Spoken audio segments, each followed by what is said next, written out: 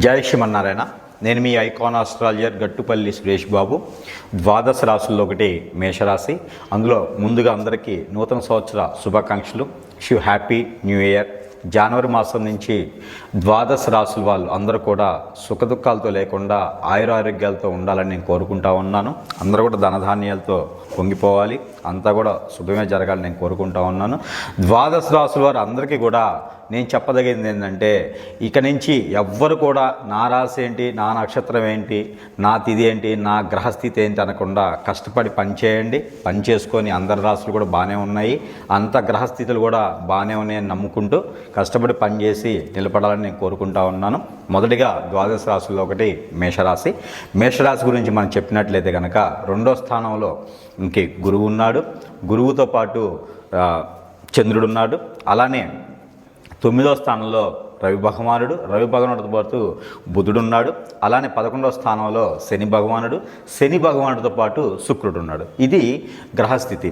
ఈ గ్రహస్థితి ప్రకారంగా మేషరాశి వాళ్ళకి జనవరి మాసం 2025వ సంవత్సరంలో అన్నీ కూడా బాగున్నాయని నమ్మకంతో ఉంటున్నాము. ఎందుకంటే శనితో పాటు శుక్రుడు భగవానుడు ఉన్నాడు కాబట్టి అందరికీ కూడా కలత్ర దోషం వచ్చే అవకాశాలు ఉన్నాయి. కాబట్టి ఎవరైనా పెళ్ళిళ్ళ విషయంలో చూసుకున్నట్లయితే పెళ్లి సంబంధాలు కుదిరించుకోవాలి తప్పితే పెళ్ళిళ్ళు చేసుకునేదానికి అంత పెద్దగా అనుకూలంగా లేదు. కాబట్టి పెళ్లి వాయిదా వేయడం చాలా మంచిది.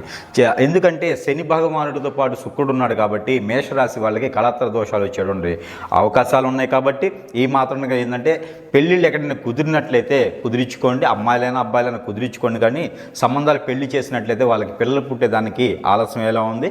పెళ్ళి అయినప్పటికీ కూడా అది వాళ్ళకి కొంచెం వెడబాటు అయ్యేటువంటి అవకాశాలు ఉన్నాయి. కాబట్టి ఈ మాసం మొత్తం జనవరి మాసం మొత్తం కూడా పెళ్లి చేయకపోవడం అనేది మంచి ఉత్తమమైన అలవాటు.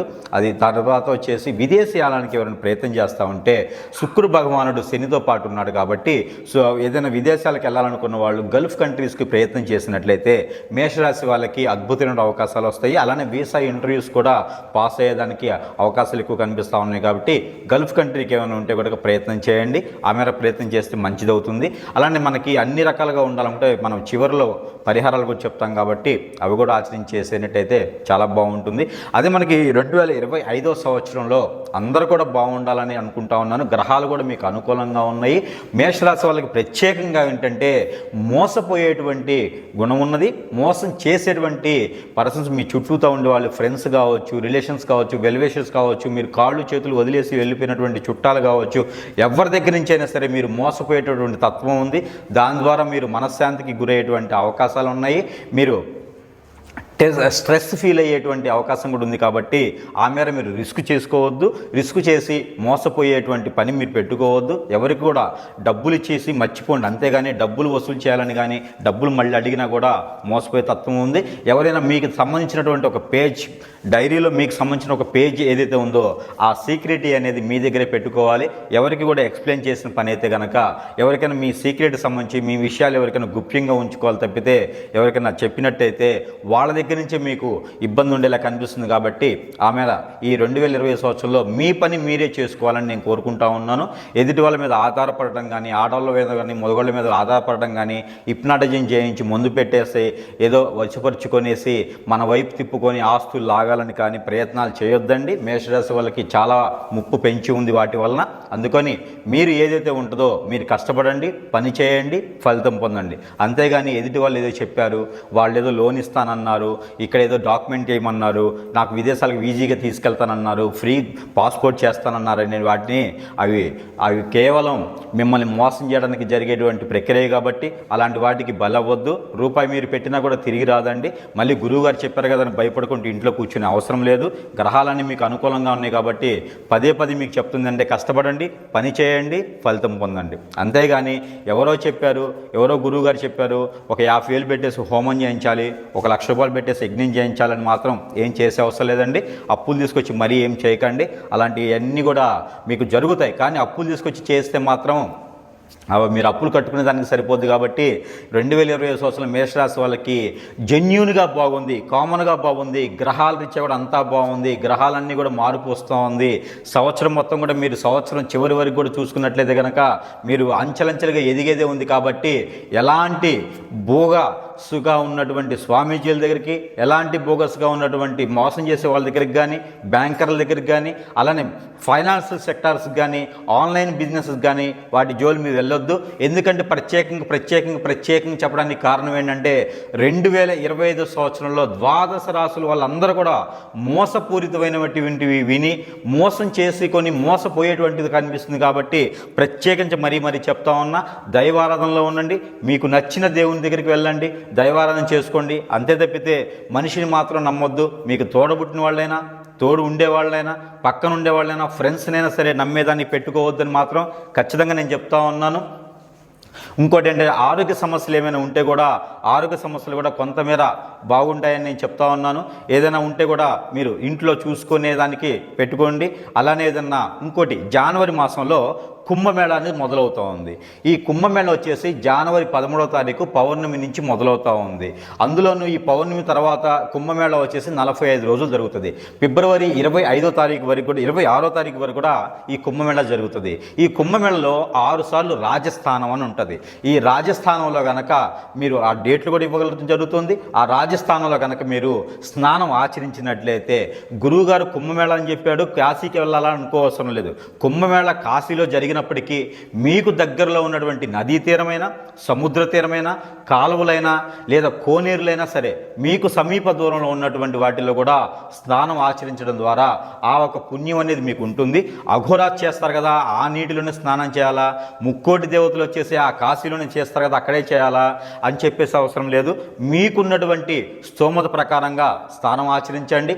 ఆ మేర ఆ స్నానం ఆచరించేసి మీరు ఎక్కడైతే స్నానం ఆచరిస్తారో ఆ స్నానం చేసిన మిమ్మట అక్కడ ఉన్నటువంటి మట్టి కానీ, ఇసుక కానీ దానిలోంచి తీసుకొచ్చి ఇంట్లో పెట్టేసి, ఏదైతే 45 రోజుల తర్వాత శివరాత్రి మాసం వస్తుందో ఆ శివరాత్రి మాసానికి ఈ ఇంట్లో పెట్టినటువంటిది ఏదైతే మట్టి కానీ, ఇసుక కానీ ఉంటుందో ఇది మళ్ళీ తీసుకెళ్ళి అక్కడ కలిపినట్లయితే కనుక మీకు ఇంట్లో ఉన్నటువంటి అనేజీ, వాస్తు ప్రకారంగా ఉన్నటువంటి దోషాలు, అలానే గ్రహరీత్యా ఉన్నటువంటి దోషాలు, ఎప్పటి నుంచో మీరు బాధిస్తున్నటువంటి గ్రహస్థితి ఉన్నటువంటి దోషాలు, అలానే శని దోషం కావచ్చు, రవి దోషం కావచ్చు, బుధుడు దోషం, శుక్రదోషం, ఎలానే కుజత్ర దోషం ఏదైతే ఉందో, కుజదోషాలు లాంటివి, కాలసర్ప దోషం, అలానే మీకు ఎలాంటి దోషాలున్నా కూడా తొలగిపోయేదానికి ఆస్కారం ఉంది. కాబట్టి ఆ మేర మీరు ప్రయత్నం చేయండి.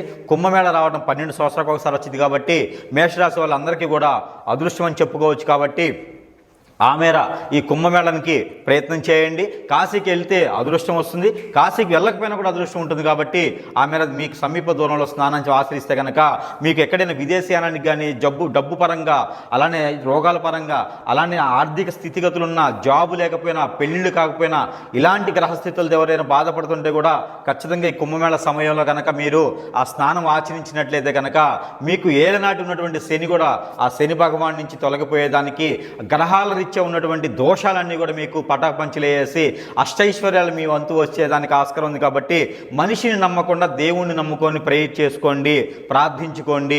ఏవైనా ఉంటే కూడా దేవుని సమర్పించుకోండి, దేవునితో మాట్లాడండి, ఏదైనా దేవుని జ్ఞానంలో ఉండండి. అప్పుడు మీకు మంచి జరిగేదానికి ఎక్కువ ఆస్కారం ఉంటుంది. కాబట్టి ఈ మేర మీరు ప్రయత్నం చేయండి. అలానే మనం ప్రతి మాసం ఇస్తున్నట్టుగానే మీకు చిన్న పరిహారాలు ఇవ్వడం జరుగుతూ ఉంది. ఆ పరిహారాలతో పాటు గ్రహరీత్యా మీకు దోషాలు ఉన్నటువంటిది ఏదైతే ఉందో, ఏ గ్రహం అయితే మీకు తక్కువ అనుకూలతగా ఉందో ఆ గ్రహానికి సంబంధించినటువంటి నెంబర్ కూడా మీకు ఇవ్వడం జరుగుతూ ఉంది. కాబట్టి ఈ మేర ఈ మాసం కూడా మీకు 2 రకాల పరిహారాలు కూడా చెప్తా ఉన్నాను.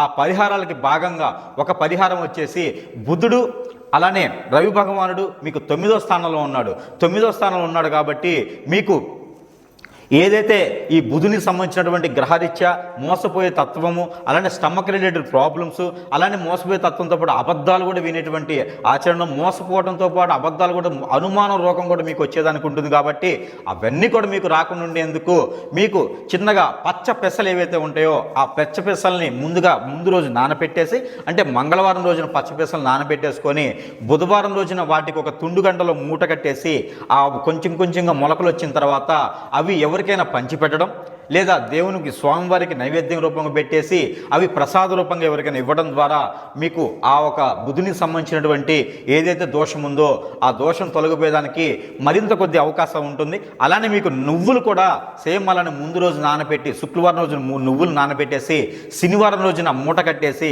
అవి కనుక శని భగవానుడి మీద ఏదైతే నవగ్రహ మండపం ఉంటుందో ఆ టెంపుల్ నవగ్రహ మండపంలో శని భగవానుడు పరమణ వైపు తిరిగి ఉంటారు. ఆ శని భగవానుడి మీద ఈ నల్ల నువ్వులు నానపెట్టి మూట కట్టినటువంటి మొలకలు వచ్చినటువంటి నల్ల నువ్వులు ఏవైతే ఉన్నాయో ఈ శని భగవానుడికి సమర్పించినట్లయితే కనుక వాటిని నైవేద్యంగా పెట్టాలి తప్పితే ప్రసాదంగా స్వీకరించకూడదు. అవి ఏవైతే ఉన్నాయో ఆ తుండు కండవతో పాటు ఆ శని గ్రహం మీద వదిలేసినట్టయితే ఖచ్చితంగా మీకు ఆ శని భగవాను నుంచి వచ్చేటువంటి ఏదైతే చెడు దృష్టి ఉందో అవి తొలగిపోతాయి. బుధ భగవానుడికి సంబంధించింది ఏదైతే ఉందో అవి కూడా తొలగిపోయేసి మంచి చూపు దృష్టి మీకు ఉండేలాగా ఉంటుంది. కాబట్టి ఆ మేర మీరు ప్రయత్నం చేయండి. అలానే మనం ప్రతి మాసం ఇచ్చినట్టుగానే ఇవి మీకు చేసుకోలేకపోయినా కూడా ఈ నెల మొత్తంలో అంటే ఈ మాసం జనవరి 1వ తారీఖు నుంచి జనవరి 31వ తారీఖు వరకు కూడా మీకు ఏ రోజైతే కుదురుతుందో ఆ రోజు ఈ పరిహారం చేయండి. అలానే ప్రతి నిత్యము మీ పారాయణ రూపం కానీ అలానే మీరు విష్ణు సహస్రనామం కానీ అలాగే చేసినట్లయితే మన నెంబర్ కూడా ఒకటి ఇస్తాను. ఆ నెంబర్ కూడా పారాయణ రూపంలో చేయండి.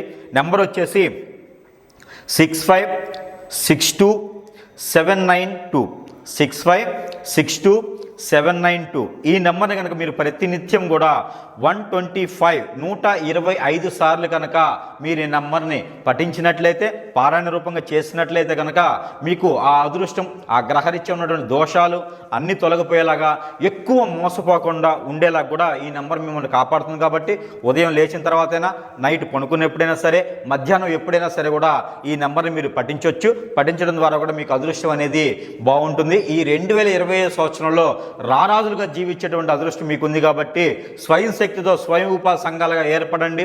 మేషరాశి వాళ్ళు అదృష్టవంతులు అవ్వండి. జై శ్రీమన్నారాయణ.